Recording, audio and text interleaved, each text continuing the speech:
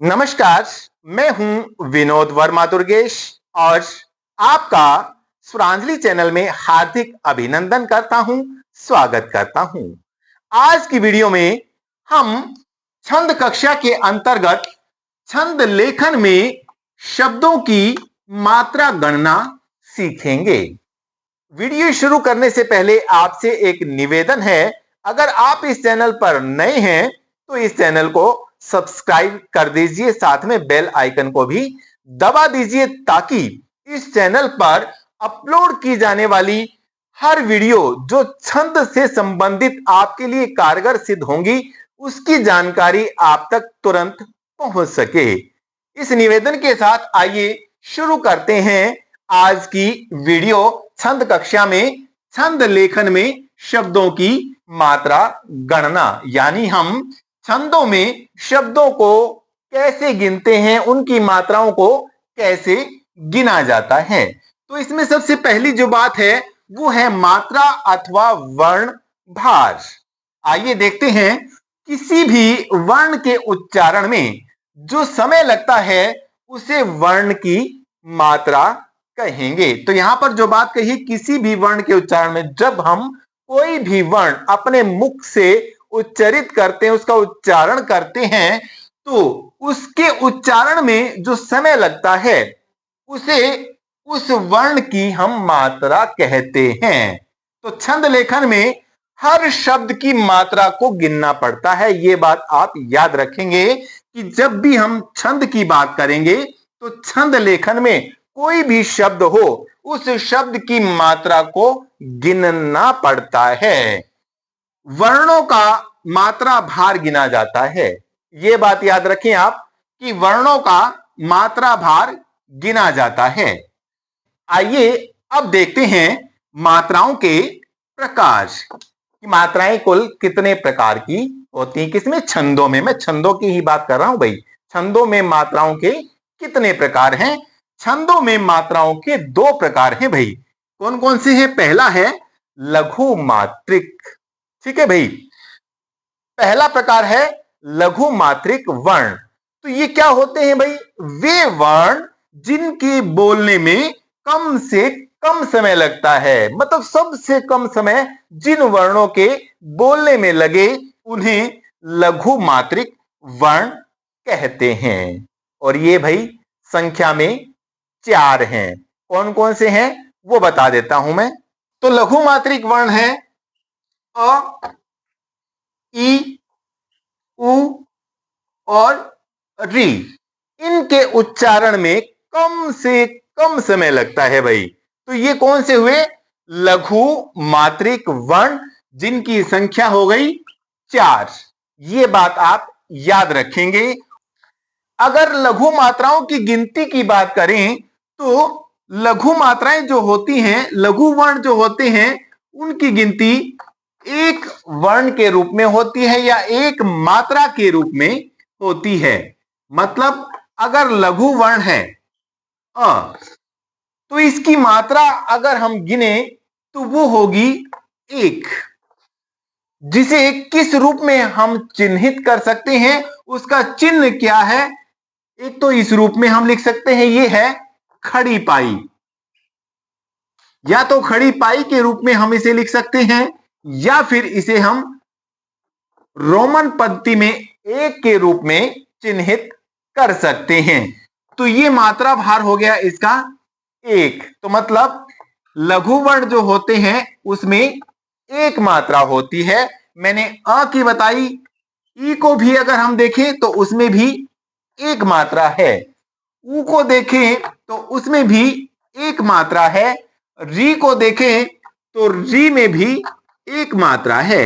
और उसे लिखने का ढंग, चिन्हित करने का ढंग है या तो खड़ी पाई या फिर रोमन में 1। ये बात आपको याद रखनी है लघु मात्रिक वर्ण में। अब बात करते हैं हम दीर्घ मात्रिक वर्ण। दीर्घ मात्रिक वर्ण, दीर्घ मतलब बड़ा, नाम से ही स्पष्ट है। दीर्घ मतलब बड़ा, किससे? लघु से बड़ा। तो यहां स्पष्ट है, वे वर्ण जिनके बोलने में लघु वर्ण से दुगना या अधिक समय लगता है, वे दीर्घ मात्रिक वर्ण कहलाते। क्योंकि नाम से स्पष्ट है, दीर्घ है भाई, दीर्घ है, लघु से दीर्घ है, बड़ा है। तो बड़ा है तो इनके उच्चारण में लघु से दुगना समय लगेगा या उससे ज्यादा लगेगा, तो वे दीर्घ मात्रिक वर्ण कहलाते हैं। और इनकी संख्या है भाई 9। इनकी संख्या कितनी है? 9। ये संख्या में 9 है। कौन कौन से हैं आइए देखते हैं। लिखा हुआ है आ, ई, उ, ए, आई, ओ, औ, अंग, अह। तो ये जो है हमारे दीर्घ मात्रिक वर्ण और इनके उच्चारण में लघु वर्ण से, लघु मात्रिक वर्ण से दुगना समय कैसे लगता है, आइए वो देखते हैं।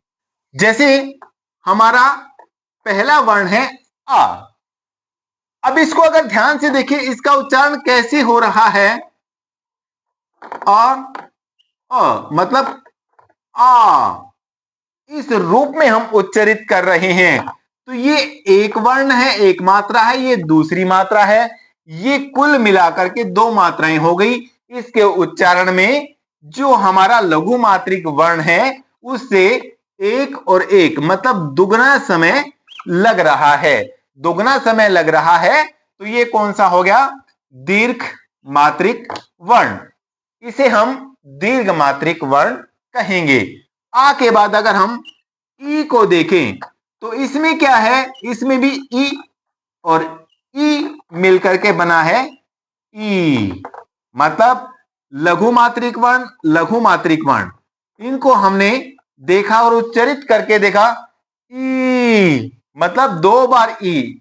तो यहां पर ज्यादा समय लग रहा है, दुगना समय लग रहा है, तो यहां पर ये दीर्घ मात्रिक वर्ण बन जाएगा। ठीक है, ठीक ऐसे ही और जो हमारे दीर्घ मात्रिक वर्ण है इस तरीके से उनका उच्चारण होता है। और इसका जो चिन्ह होता है वो कल मैंने बताया था, या तो इस रूप में या फिर 2, हम इस रूप में इसे चिन्हित करते हैं। इससे स्पष्ट हो जाएगा, हम पहचान पाएंगे कि छंद लेखन में कैसे हम वर्णों को मात्रिक रूप में चिन्हित करें, मात्राओं के रूप में चिन्हित करें। अगर एक मात्रा है तो या तो हम खड़ी पाई लिखें या फिर हम उसको इस रूप में लिख दें, तो स्पष्ट हो जाएगा कि इसमें एक मात्रा है। अगर 2 वर्ण हैं तो उसे या तो इस तरीके से लिखें या फिर इस तरीके से लिख दें, तो हमारी पहचान हो जाएगी छंदों में कि इसमें कितनी मात्राएं हैं किसी वर्ण में। अगर शब्दों की बात करें तो शब्दों में भी हम ऐसे मात्राओं के रूप में पहचान सकते हैं। तो ये चीजें आपको पता चल गई होंगी कि मात्राओं की गणना कैसे की जाती है। अब एक सबसे जरूरी बात जो इसमें मैं समझाना चाह रहा हूं वो है भाई मात्रा गणना के लिए मुख्य सूत्र। अब मात्रा की गणना के लिए सबसे मुख्य सूत्र की अगर बात करें तो वो क्या है? मात्रा केवल स्वर की गिनी जाती है भाई। ये बात आप याद रखें कि मात्रा जो है वो केवल और केवल स्वर की गिनी जाती है। स्वर की कैसे? अभी हम बात कर रहे थे लघु मात्रिक वर्ण या फिर दीर्घ मात्रिक वर्ण। अब देखना तो यही है, हमें जब मात्रा गिनेंगे ना हमें सिर्फ यही 2 ही चीजें याद रखनी है कि ये लघु मात्रिक वर्ण है या फिर दीर्घ मात्रिक वर्ण है। मात्रा किसकी गिनी जा रही है? यहां पर सिर्फ याद रखना है स्वर की मात्रा गिनी जा रही। कैसे स्वर की मात्रा हम गिनते वो मैं आपको समझा रहा हूं। देखिए, अगर स्वर है वो तो हमने देख लिए, अगर व्यंजन आ जाता है तो उसमें कैसे पहचाने कि ये कौन सा लघु है या फिर दीर्घ है, मतलब इसमें लघु मात्रा या दीर्घ मात्रा है, आइए देखते हैं।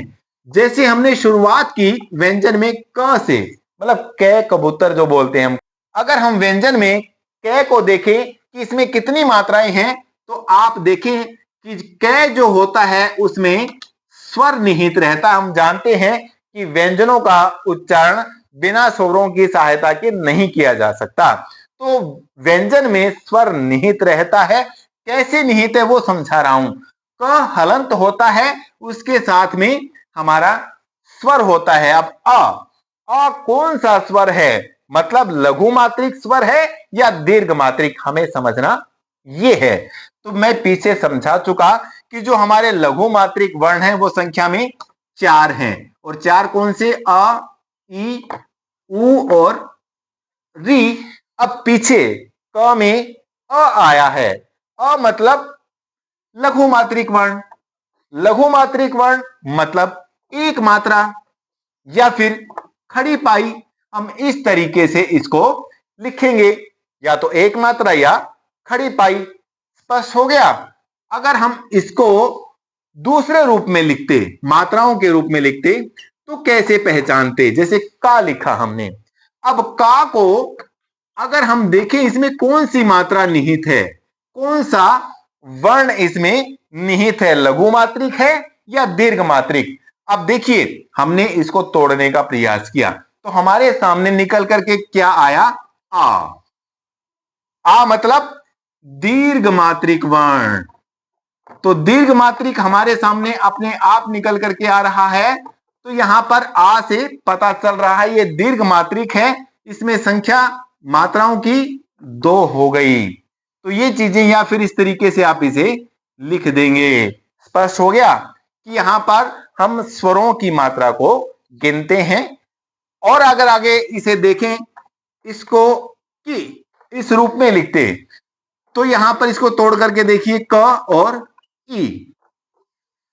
समझ आ रहा है? अब इसमें हमने देखा कि में क और छोटी ई मतलब लघु मात्रिक वर्ण। लघु मात्रिक वर्ण मात्रा संख्या कितनी होगी? 1, या फिर इसे खड़ी पाई के रूप में हम लिख देंगे। अगर ये इस तरीके से लिखा हुआ होता तो क और बड़ी ई। अब बात वही है जो मैं यहां पर समझाना चाह रहा हूं, मतलब दीर्घ मात्रिक वर्ण है।